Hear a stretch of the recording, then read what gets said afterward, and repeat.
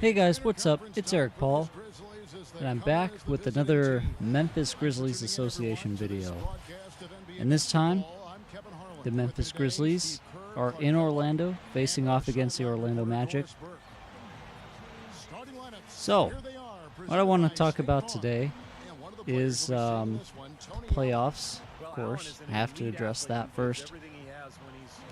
The NBA Finals Game 1 just happened. And the Miami Heat actually lost. That was kind of a shocker for me. I didn't watch the game. I was gone. I was busy, but I watched highlights, and I caught up with the game, and I guess it was like somehow a blown call against, that would have been against, or that was against the Heat. Yeah, because like I watched a video that Tim Donaghy broke it down, and if you guys don't know, he was the NBA referee that was caught gambling, and the key word is caught because I'm sure all of them do it, but that's besides the point. He broke down the play, and I mean, it didn't look like a foul, so it was probably a bad call.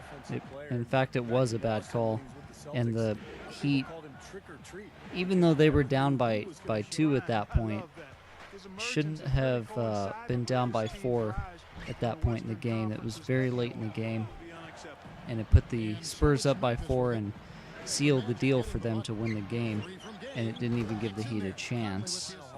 I'm not really sure why they would want that, other than probably trying to get the series to Game 7. You know, it's inevitable. That series is either going to go to Game 6 or Game 7, and if it doesn't, then the Spurs were just too good for the referees or the Heat to handle. So that's that in the basketball world. There isn't much left to talk about because it's just the finals. There's only one series and 2 teams left. But, I mean, the Miami Heat are probably going to come back and win, because, I mean, they did lose Game 1 to the Pacers, and I'm like, oh, yep, that series is going to Game 7. It was inevitable, but, you know, this one might be a little different. The Spurs are obviously better than the Pacers, and they might even be better than the Heat. I gotta say, the Spurs are a really balanced team. I mean, I looked at their roster. I've played this as the Spurs in this video game. They're the kind of team I would build in like an association mode, super deep, just as deep as it gets. That's what I like, a really deep team with a lot of assets on the bench, not just a giant, all-star starting core is what the Heat have. Though Haslam and Mario Chalmers are pretty good, and so is Shane Battier, and obviously Ray Allen is a future Hall of Famer, and I probably wouldn't exclude LeBron James from the Hall of Fame talk, though he is a starter. So I might as well talk about hockey then, because their playoffs are still going too.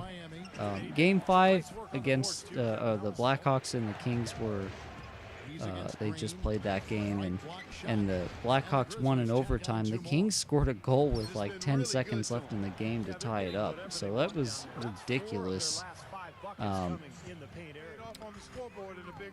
So now it's the Blackhawks and the Boston Bruins in the Stanley Cup Finals.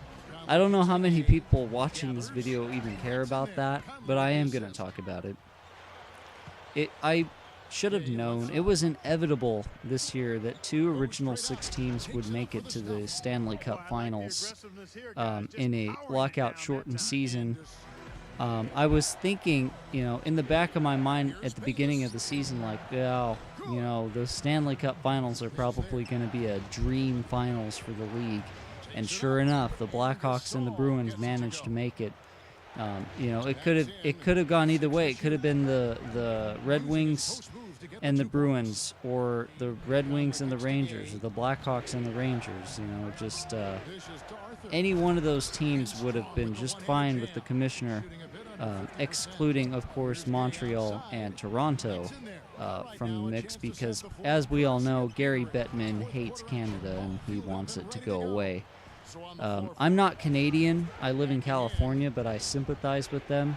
They get screwed every year in the NHL.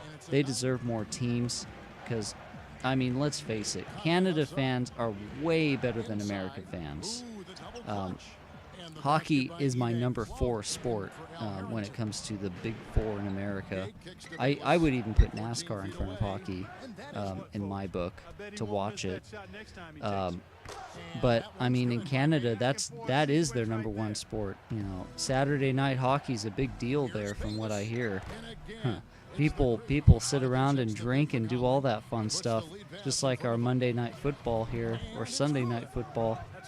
They've got their hockey, and they have a much longer season too. So, I mean, Canada, I would think they deserve at least one more team. Put a team, maybe a second team in Toronto or Hamilton, or you know, something like that. I think wouldn't be out of the question. You know, move like the Coyotes or the Blue Jackets. No offense to the fans out there, if any of you guys are watching this video, but your places aren't really fit for hockey. I don't really think they've never really been successful in those markets in the NHL. Gary Bettman is forcing them to work. So that's my take on the NHL. And of course, like, I'm going to return to it, 2 original 6 teams in the Stanley Cup Finals. In my book, it could go either way. I think the Blackhawks are going to take it. It's probably going to go to Game 7 to make it better. You know, whatever. But you can see here the Grizzlies beat the Magic pretty handily at the end. Tony Roten, I didn't know he was so athletic. He can dunk. He got a couple dunks at the very end there. I think he's the 3rd point guard on the team behind Jared Bayless and Mike Conley. Like, he's just a scrub bench warmer, but man, he's athletic. But Rudy Gay, he got player of the game. Also, Tony Roten, I looked him up after I played this game. Apparently he was drafted by them last year, and he could be a future star. I mean, if he's got abilities like that, nobody's really paying attention. He should get on another team to give him a chance, because the Grizzlies are kind of set at point guard. But here's some stats coming up here. I forgot to show the record, but it was at the end of this game, it was 43-15, and the Grizzlies had a 2-game lead over the Lakers in first place in the West. Anyway, guys, I'm Eric Paul, and thanks for watching.